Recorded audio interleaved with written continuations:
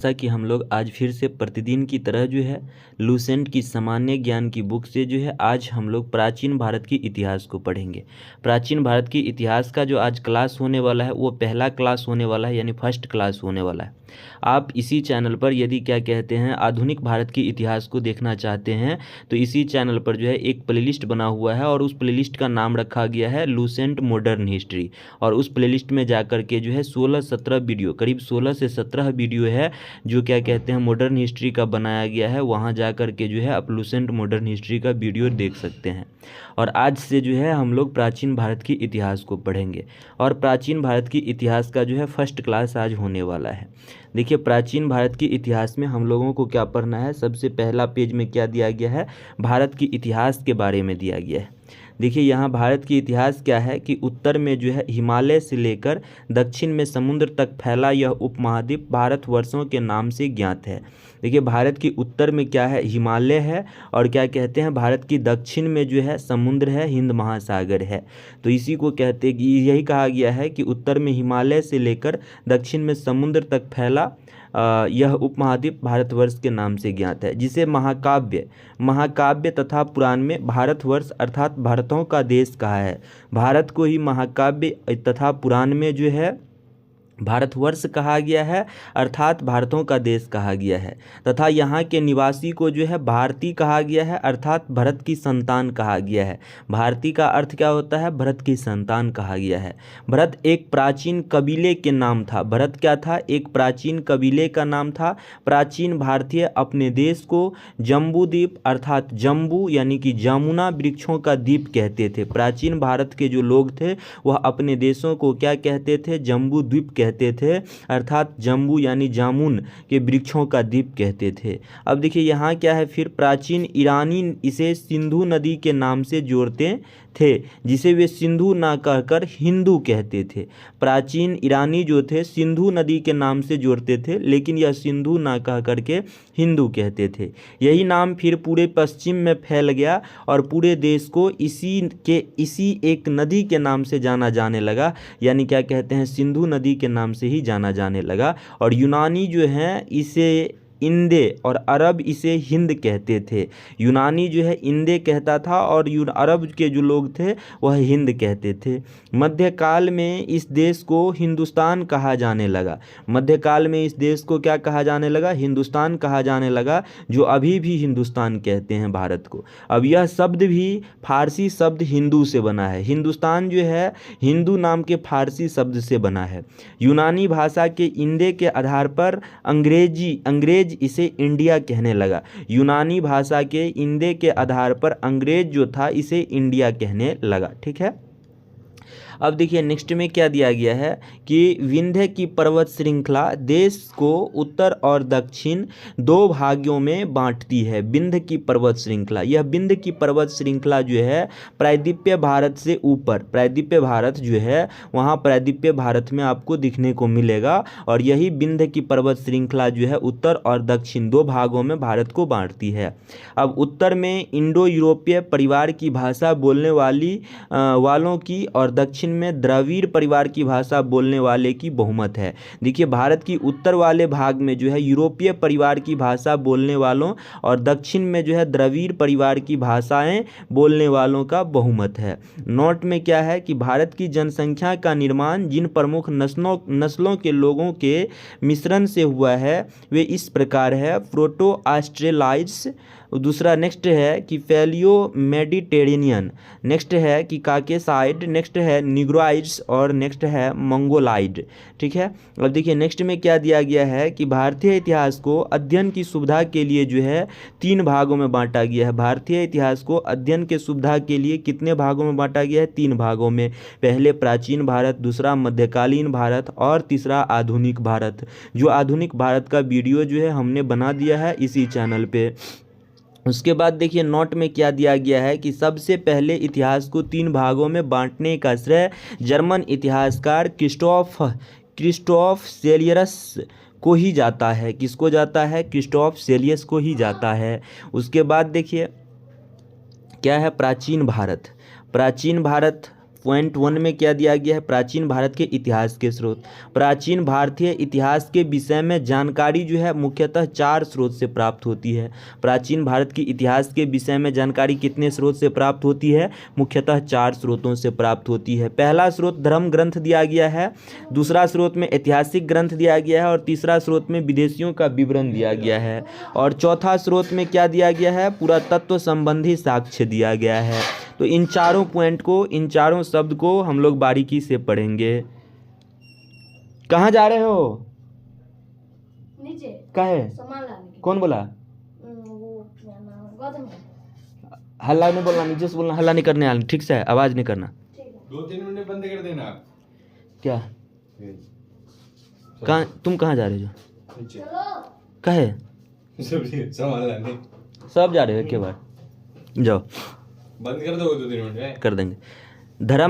उधर ही लेट करके आना, तब तक 10 मिनट सबको उधर ही फंसाना।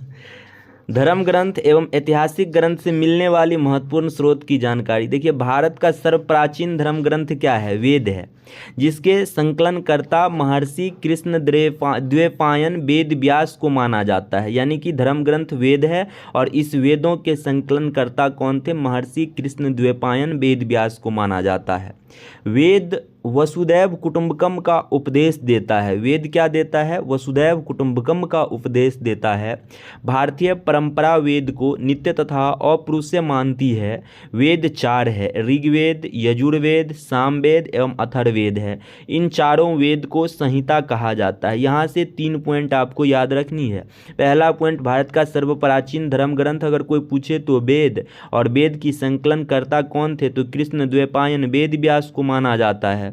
तीसरी पॉइंट याद रखनी है कि वेद 4 प्रकार की होती है। चौथी पॉइंट याद रखना है कि इन चारों वेद को संहिता कहा जाता है। ठीक है, अब हम लोग क्या पढ़ेंगे? ऋग्वेद के बारे में पढ़ेंगे। तो देखिए, ऋग्वेद के बारे में क्या है कि ऋग्वेद के क्रमबद्ध ज्ञान के संग्रह को ऋग्वेद कहा जाता, ऋचाओं के क्रमबद्ध ज्ञान के संग्रह को ऋग्वेद कहा जाता है। इस ऋग्वेद में 10 मंडल हैं, 1028 सूक्ति हैं, उसके बाद क्या कहते हैं, 10,462 ऋचाएँ हैं। इस वेद की ऋचाओं को पढ़ने वाले ऋषि को क्या कहते हैं? इस वेद 10,462 जो ऋचाएँ हैं, इन 10,462 ऋचा को पढ़ने वाले ऋषि को होत्री कहते हैं। ठीक है, एग्जाम में पूछे जाते हैं कि वेद की ऋचाओं को पढ़ने वाले ऋषि को क्या कहा जाता है? तो होत्री। नेक्स्ट पॉइंट में क्या है कि विश्वामित्र के द्वारा जो रचित ऋग्वेद के 3रे मंडल में जो है सूर्य देवता सावित्री को समर्पित प्रसिद्ध गायत्री मंत्र है। और इसके 9वें मंडल में जो है, यानी ऋग्वेद के 9वें मंडल में देवता सोम का उल्लेख है। नेक्स्ट पॉइंट में जो है इसके 8वें मंडल, यानी ऋग्वेद के 8वें मंडल की हस्तलिखित ऋचाओं को खील कहा जाता है। नेक्स्ट पॉइंट, चतुस्वर्णीय समाज की कल्पना का आदि स्रोत ऋग्वेद के 10वें मंडल में वर्णित पुरुषसूक्त में है, जिसके अनुसार 4 वर्ण ब्राह्मण, क्षत्रिय, वैश्य तथा शूद्र है। आदि पुरुष ब्रह्मा के क्रमशः मुख भुजा, देखिए यानी कहने का अर्थ, ब्राह्मण जो है ब्रह्मा के जो है वो मुख से, उसके बाद क्षत्रिय जो है वो भुजाओं से, और वैश्य जो है वो जंघाओं से, और शूद्र जो है वो चरणों से उत्पन्न हुए हैं। अब देखिए नेक्स्ट पॉइंट क्या है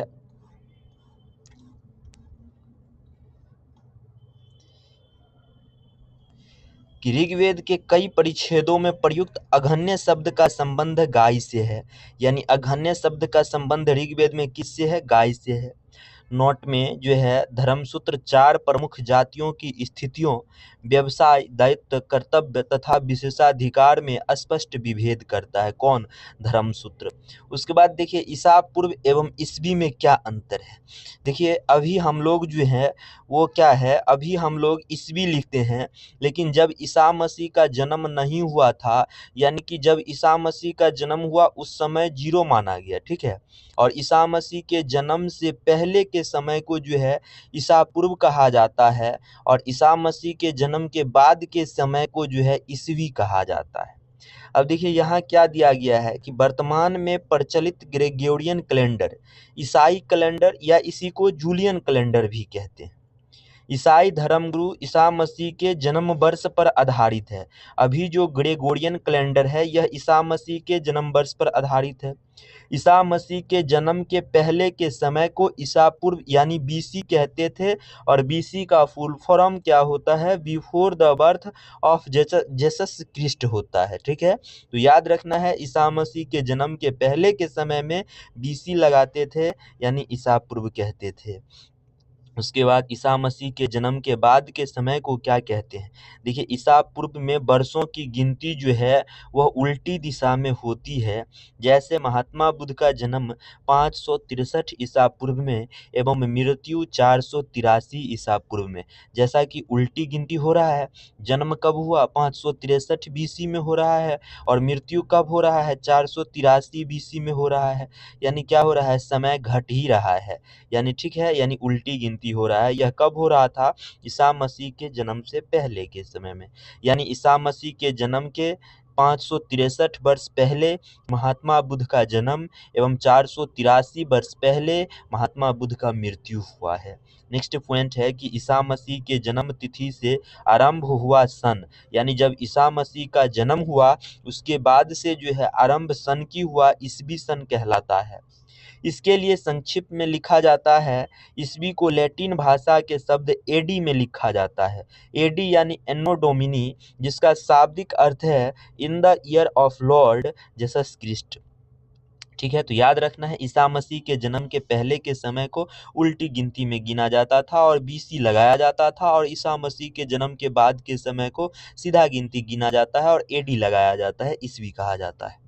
नेक्स्ट पॉइंट, वामन अवतार के 3 पगों के आख्यान का प्राचीनतम स्रोत किसमें है, ऋग्वेद में है। नेक्स्ट पॉइंट, ऋग्वेद में इंद्र के लिए 250 तथा अग्नि के लिए 200 ऋचाओं की रचना की गई है। नेक्स्ट पॉइंट, नोट में क्या दिया गया है, नोट में दिया गया है कि प्राचीन इतिहास के साधन के रूप में वैदिक साहित्यों में ऋग्वेद के बाद शतपथ ब्राह्मण का स्थान है। ऋग्वेद के बाद प्राचीन इतिहास के साधन के रूप में किसका स्थान है, शतपथ ब्राह्मण का स्थान है। अभी हम लोग ऋग्वेद पढ़ रहे थे, लेकिन ऋग्वेद के बाद क्या आता है, यजुर्वेद आया है, तो यजुर्वेद अब यहाँ दिया गया है। सस्वर पाठ के लिए मंत्रों तथा बलि के समय अनुपालन के लिए नियमों का संकलन यजुर्वेद कहलाता है। यानी सस्वर पाठ के लिए यजुर्वेद में क्या क्या पढ़ना है, मंत्र पढ़ना है, और बलि के समय अनुपालन के लिए नियमों का संकलन को क्या कहते हैं, यजुर्वेद कहते हैं। और इसके पाठकर्ता को क्या कहते हैं, तो अध्वर्युज कहते हैं, अध्वर्युज कहते हैं। यजुर्वेद में यज्ञों के नियम एवं विधि विधान का संकलन मिलता है। यजुर्वेद में क्या मिलता है, यज्ञ के नियम एवं विधि विधान का संकलन मिलता है। इसमें बलिदान विधि का भी वर्णन किया गया है यज्ञ विधि में ही। अब नेक्स्ट पॉइंट है कि यह एक ऐसा वेद है जो गद्य एवं पद दोनों में है। किसमें है, गद्य एवं पद दोनों में है। कौन सा वेद, यजुर्वेद। नेक्स्ट वेद क्या है, साम वेद। साम वेद का साम देख लीजिए, साम का शाब्दिक अर्थ है गाना, साम का शाब्दिक अर्थ है गाना, और इस वेद में मुख्यतः यज्ञों के अवसर पर गाए जाने वाले ऋचा, जिसे मंत्रों का संकलन है, इसके पाठ्यकर्ता को उदात्री कहते हैं। इसका संकलन ऋग्वेद पर आधारित है। किस वेद पर आधारित है, ऋग्वेद पर आधारित है। इसमें 1810 सूक्त है जो प्रायः ऋग्वेद से लिए गए हैं। नेक्स्ट पॉइंट, इसमें भारतीय संगीत का जनक कहा जाता है। सामवेद को भारतीय संगीत का जनक कहा जाता है। यजुर्वेद तथा सामवेद में किसी भी विशिष्ट ऐतिहासिक घटना का वर्णन नहीं मिलता है। यजुर्वेद और सामवेद में किसी भी ऐतिहासिक घटनाओं का वर्णन नहीं मिलता है। नेक्स्ट पॉइंट, अथर्ववेद है। अथर्ववेद अथवा ऋषि द्वारा रचित इस वेद में कुल 731 मंत्र तथा लगभग 6000 पद है। इसके कुछ मंत्र जो है ऋग्वैदिक मंत्रों से भी प्राचीन है। अथर्ववेद कन्याओं के जन्म की निंदा करता है। अथर्ववेद क्या करता है, कन्याओं की जन्म की निंदा करता है। नेक्स्ट पॉइंट, ऐतिहासिक दृष्टि से अथर्ववेद का महत्व इस बात में है कि इसमें सामान्य मनुष्यों के विचार तथा अंधविश्वास का वर्णन मिलता है। ऐतिहासिक दृष्टि से अथर्ववेद का महत्व इस बात में है कि इसमें सामान्य मनुष्य के विचार, अंधविश्वास का विवरण मिलता है। नेक्स्ट पॉइंट, पृथ्वी सूक्त अथर्ववेद का प्रतिनिधित्व सूक्त माना जाता है। इसमें मानव जीवन के सभी पक्ष, गृह निर्माण, कृषि की उन्नति, व्यापारिक मार्गों का गहन यानी कि खोज, उसके बाद रोग निवारण, समन्वय, नेक्स्ट विवाह तथा प्राण्य गीतों, राजभक्ति, राजा का चुनना, बहुत से वनस्पति एवं औषधि, सराफ जिसे साप कहते हैं, वशीकरण, प्रायश्चित, मातृभूमि महात्म्य आदि का विवरण दिया गया है। ये सारा विवरण किस में दिया गया है? अथर्ववेद में दिया गया है। अथर्ववेद में परीक्षित को कुरुओं का राजा कहा गया है। किसका राजा? कुरुओं का राजा। तथा कुरु देश की समृद्ध का अच्छा चित्रण मिलता है। किसमें मिलता है? अथर्ववेद में मिलता है। नेक्स्ट पॉइंट अथर्ववेद का ही है। अथर्ववेद का पॉइंट क्या है कि इसमें सभा एवं समिति, अथर्ववेद में जो है सभा एवं समिति को प्रजापति की दो पुत्रियां कहा गया है। अथर्ववेद में सभा एवं समिति की प्रजापति की क्या कहा गया है? दो पुत्रियां कहा गया है। नेक्स्ट में वेदों की भी कई शाखाएं हैं जो वैदिक अध्ययन और व्याख्या से जुड़े विभिन्न दृष्टिकोण का प्रतिनिधित्व करती है। शाकल शाखा ऋग्वेद से जुड़ी एकमात्र जीवित शाखा है। शाकल शाखा क्या है? ऋग्वेद से जुड़ी एकमात्र जीवित शाखा है। यजुर्वेद को शक्ल यजुर्वेद और कृष्ण यजुर्वेद दो शाखा में बांटे गए हैं। यजुर्वेद को दो शाखा में, एक शुक्ल यजुर्वेद, दूसरा कृष्ण यजुर्वेद नाम के दो शाखा में बांटा गया है। उसके बाद क्या है नेक्स्ट पॉइंट कि माध्य निंदन और कानब शुक्ल यजुर्वेद अथवा वाजस्नेय संहिता की शाखाएं हैं। कृष्ण यजुर्वेद से जुड़ी शाखाएं कौन कौन सी है? काठक है, कनिष्ठल है, मैत्रियानी है, तैत्रियानी है, कौथुम, रानायनीय एवं जैमिनीय या तलवाकर सामवेद की शाखाएं हैं। अथर्ववेद की शाखाएं शौनक और पेम्पलाद है। अथर्ववेद की शाखाएं क्या है? शौनक और पेम्पलाद है। नोट में सबसे प्राचीन वेद का अगर बात करें तो ऋग्वेद एवं सबसे बाद का वेद बात करें या नया वेद तो अथर्ववेद है। सबसे प्राचीन वेद कौन सा वेद? ऋग्वेद। एग्जाम में कई बार पूछे गए हैं। नेक्स्ट पॉइंट ब्राह्मण, आरण्यक तथा उपनिषद। संहिता के पश्चात ब्राह्मण, आरण्यक तथा उपनिषद का स्थान है। यानी कि ऋग्वेद के चारों वेद जो हैं, वेद के चार जो वेद हैं, इन चारों वेद को मिला दिया जाता है तो संहिता कहते हैं। तो इन संहिता के बाद ब्राह्मण, आरण्यक तथा उपनिषद का स्थान है। यानी कि यहाँ कहा गया है इनके उत्तर वैदिक कालीन समाज एवं संस्कृति के विषय में जानकारी प्राप्त होता है। इनसे जो है यानी कि ब्राह्मण, आरण्यक और उपनिषद से जो है उत्तर वैदिक कालीन समाज एवं संस्कृति के विषय में जानकारी प्राप्त होती है। नेक्स्ट पॉइंट है ब्राह्मण ग्रंथ। वैदिक ब्राह्मण ग्रंथ जो है वह वैदिक संहिताओं की व्याख्या करने के लिए गद्य में लिखे गए हैं। प्रत्येक संहिता के लिए अलग अलग ब्राह्मण ग्रंथ है जिसे नीचे सारणी में दिया गया है। ऋग्वेद का जो ब्राह्मण ग्रंथ है वो ऐत्रेय तथा कौशिकी है, ठीक है। यजुर्वेद का जो ब्राह्मण ग्रंथ है वह तैत्तिरीय तथा शतपथ है। और सामवेद का जो ब्राह्मण ग्रंथ है वो पंचवीस है। और अथर्ववेद का जो ब्राह्मण ग्रंथ है वो गोपथ है, ठीक है। तो इन चारों वेद का जो है अलग अलग ब्राह्मण ग्रंथ है, ठीक है, तो याद रखना है। नेक्स्ट पॉइंट क्या है कि इन ब्राह्मण ग्रंथ के बारे में, इन ब्राह्मण ग्रंथों से जो है हमें परीक्षित के बाद और बिंबिसार के पूर्व की घटना का ज्ञान प्राप्त होता है। इन ब्राह्मण ग्रंथों से हमें क्या होता है? परीक्षित की बाद और बिंबिसार के पूर्व यानी बिंबिसार की पहले की घटना के बारे में हमें जानकारी प्राप्त होती है, ठीक है। ऐत्रेय में राज विषयक, ऐत्रेय यह किसका ब्राह्मण ग्रंथ है? ऋग्वेद का ब्राह्मण ग्रंथ है। तो इस ऐत्रेय नामक ब्राह्मण ग्रंथ में राज्याभिषेक के नियम और कुछ प्राचीन राजाओं के नाम दिए गए हैं। शतपथ में, शतपथ किसका है? तो शतपथ जो है यजुर्वेद नाम के जो है यजुर्वेद ग्रंथ, यजुर्वेद का जो है ब्राह्मण ग्रंथ है। तो शतपथ में गंधार, शल्य, कैकेय, कुरु, पंचाल, कौशल, विदेह आदि राजाओं का उल्लेख मिलता है। वैदिक साहित्य में ऋग्वेद के बाद शतपथ ब्राह्मण का स्थान है। ऋग्वेद के बाद जो है, ऋग्वेद के बाद किसका स्थान है? शतपथ ब्राह्मण का स्थान है। शतपथ ब्राह्मण किसका ब्राह्मण ग्रंथ है? यजुर्वेद का ब्राह्मण ग्रंथ है। नेक्स्ट पॉइंट अरण्यक में यज्ञ से, अरण्यक में क्या है? अरण्यक में जो है यज्ञ से जुड़े कर्म कांडों की दार्शनिक और प्रतीकात्मक अभिव्यक्ति है। नेक्स्ट पॉइंट उपनिषद की संख्या कितनी है? तो उपनिषद की संख्या जो है वह 108 है। उपनिषद की संख्या कितनी है? 108 है, जिनमें 13 को मूलभूत उपनिषदों की श्रेणी में रखा गया है। 108 में 13 को मूलभूत उपनिषदों की श्रेणी में रखा गया है। इसमें यज्ञ से जुड़े दार्शनिक विचार, शरीर, ब्रह्मांड, आत्मा तथा ब्रह्मा की व्याख्या की गई है। नेक्स्ट पॉइंट, स्त्री की शारीरिक गिरी हुई स्थिति मैत्रेयनी संहिता से प्राप्त होती है, जिसमें जुआ शराब की भांति स्त्री को पुरुष का तीसरा मुख्य दोष बताया गया है। नेक्स्ट पॉइंट है कि शतपथ ब्राह्मण में जो है, शतपथ ब्राह्मण में स्त्री को जो है पुरुष की अर्धांगिनी कहा गया है। नेक्स्ट पॉइंट, जवालोपनिषद में चारों आश्रम का उल्लेख मिलता है। नेक्स्ट पॉइंट, स्मृति ग्रंथ में सबसे प्राचीन एवं प्रमाणिक मनुस्मृति मानी जाती है। यह शुंग काल का मानक ग्रंथ है। नारद स्मृति गुप्त युग के विषय में जानकारी प्राप्त करता है। ठीक है। नेक्स्ट पॉइंट क्या है कि नेक्स्ट पॉइंट जो है वो वेदों की भली भांति समझने के लिए 6 वेदांग की रचना की गई है। पहला, शिक्षा, शुद्ध आचरण शास्त्र, कल्प, कर्मकांडीय विधि, निरुक्त, शब्दों की व्युत्पत्ति का शास्त्र, व्याकरण, छंद एवं ज्योतिष। ये 6 क्या है, वेदों की समझने के लिए 6 वेदांग है। ठीक है। अब वैदिक साहित्य को अक्षुण्ण बनाए रखने के लिए सूत्र साहित्य का परिणयन किया गया है। श्रौत गृह धर्मसूत्र के अध्ययन से हमें यज्ञ विधि विधानों का, कर्मकांड तथा राजनीतिक विधि एवं व्यवहारों से संबंधित महत्वपूर्ण बातें ज्ञात होती है। ठीक है। नेक्स्ट पॉइंट क्या है कि प्रमुख सूत्रकारों में गौतम, बुद्धयान, आप, स्तंभ, वशिष्ठ आदि के नाम विशेष रूप से उल्लेख है। नेक्स्ट पॉइंट, सूत्रों में गौतम धर्मसूत्र सबसे क्या है, प्राचीन माना गया है। सूत्रों में गौतम धर्मसूत्र क्या माना गया है, सबसे प्राचीन माना गया है। उसके बाद देखिए, अब यहाँ पुराण के बारे में दिया गया है। पुराण भारतीय ऐतिहासिक कथाओं का सबसे अच्छा क्रमबद्ध विवरण पुराणों में मिलता है।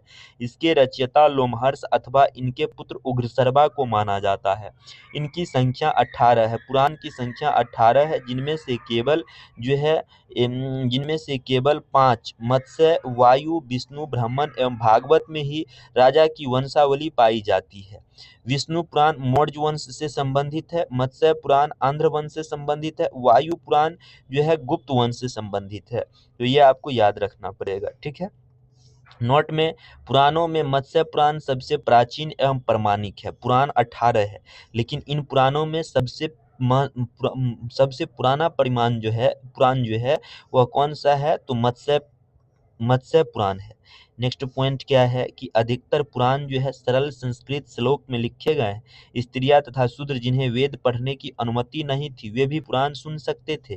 पुराणों का पाठ पुजारी मंदिर में क्या करते थे। नेक्स्ट में, सामाजिक एवं सांस्कृतिक दृष्टि से अग्नि पुराण का काफी महत्व है, जिसमें राजतंत्र के साथ साथ कृषि संबंधित विवरण भी दिया गया है। नेक्स्ट पॉइंट, अब बौद्ध, जैन, अन्य साहित्य। यहाँ थोड़ा सा हम लोग बौद्ध और जैन एवं अन्य साहित्य के बारे में जानेंगे, और आगे जो है डिटेल में 2-3 पेज के बाद जो है बौद्ध जैन को अत्यधिक डिटेल में दिया गया है। देखिए यहाँ क्या है, जातक में बुद्ध की पूर्व जन्म की कहानी वर्णित है। हीनयान का प्रमुख ग्रंथ कथा वस्तु है, जिसमें महात्मा बुद्ध की जीवन चरित्र अनेक कथानकों के साथ वर्णित है।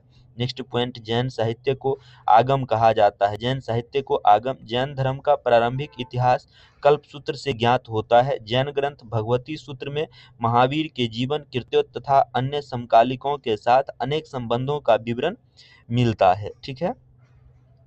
उसके बाद क्या है कि अर्थशास्त्र के जो है लेखक चाणक्य, अर्थशास्त्र के लेखक के बारे में यहाँ से दिया गया है। तो यहाँ से जो है हम लोग नेक्स्ट वीडियो में पढ़ेंगे। ठीक है। आज के लिए यहीं तक रहने दें।